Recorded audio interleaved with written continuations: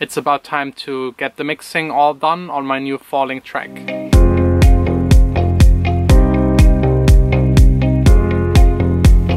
Hey guys, it's Monday morning. I'm quite early in the studio. I want to finish my falling track, at least try to finish it. So let's get started. The songwriting was already done in the recording wagon, as you might remember. And there was another episode where I took care of all of the melodic elements. Today it's purely about getting the final mix down right. That's the Logic project of the falling track. It has 42 tracks, which is quite overwhelming. So first of all, muting all of them. First, I'm always selecting the part where the most things are happening. In this case it's the second chorus. And I just solo the sub kick and listen to it. Next step is EQing the kick drum. I have with this particular one a bit of problem at the 400 Hz and the 1000 Hz range, so I just removed these frequencies and also cut it away the top frequencies because I'm using a top kick. That's now the sub kick with the top kick. I cut it away the low frequencies on the top kick, and I think I can cut it even a bit more. Right now the levels between the sub kick and the top kick is just a rough estimate. I will change it on the top kick later on. It really depends on how many other tracks are playing at that time and how much I want the kick to be kind of cutting through the mix. Sometimes you want an obvious kick, so you can raise the top kick and keep the bottom kick in check with the bass and still create the illusion that you're hearing a kick. Next up is the snare that already has a bit of reverb. I think I will shorten the reverb by maybe 10 milliseconds and increase the reverb mix a bit. The level of the snare is also right now just an estimate. I will now do the same with the off hi-hat and with all of the other drum elements to create a drum loop that is kind of working and then go into the finer mixing. So that's the entire drum loop, and as you might be able to hear and also see, the sub kick is quite dominant, but instead of lowering it I will just raise all of the other things. There's a very simple and easy explanation why I'm doing it like this. By having the kick as a fixed point I can mix all of the other elements to it. If I don't have it, it gets a bit confusing. I start changing the kick, need to change the things that I mix to it, then change them again. So by having one thing that stays, it's a lot easier. It's like doing a remix or edit where you start off with other elements. So now that I have the drums going, I'm adding first of all the bass.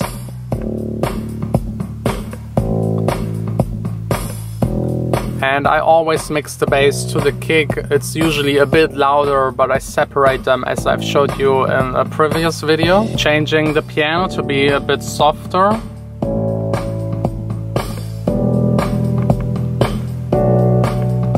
Getting rid of the low frequencies of the piano. Adding some reverb. You can already hear the next thing, it's the guitar sound. I have put the guitar rack on top of it to get the sound. I have a channel cue that is cutting the low frequencies away. I have an S1 imager to make it wide. And a creative filter to be able to do automations on the guitar sound.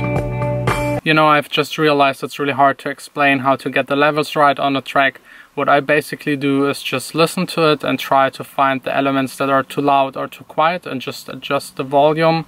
If this doesn't help, I try it with EQing. If this doesn't help, with compressing, reverb, or doing stereo image processing. If all of this fails, it's probably for the best just to erase the element, try something else, or just not let these two elements that collide to play at the same time. The probably second best advice to getting a better mix is fixing your room acoustics. It doesn't make any sense to mix a track if you can't really hear what you're doing.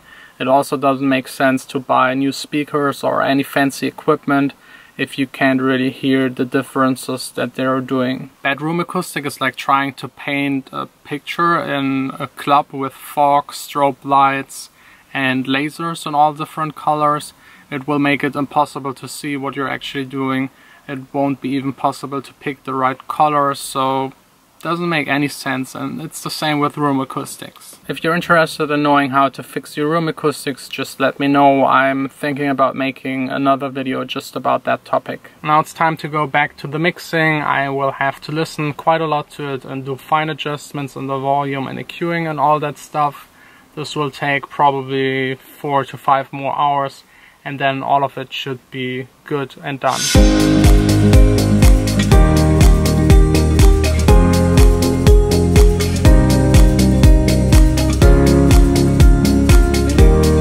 My very recent release, Dancing With Our Hearts, is now also available on SoundCloud.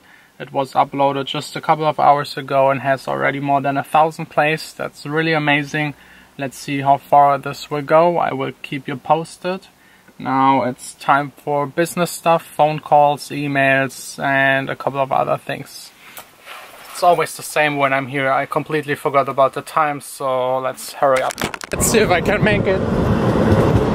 I barely made it.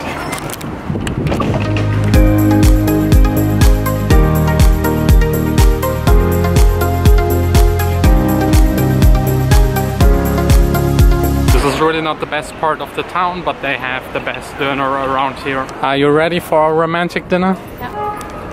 2 Lammdöner bitte. Käse bitte. Okay, Vanessa, where's your smile? And of course a bit of dessert. We're well equipped with snacks and drinks to watch the new Bourne movie. We're having the entire cinema for ourselves, and I'm always wondering that they let me in with the big camera, the tripod, and all of those snacks. The movie was quite good. Did you also like it? Yeah. From 1 to 10? 8? 9.5. 9.5? I really liked it. 8?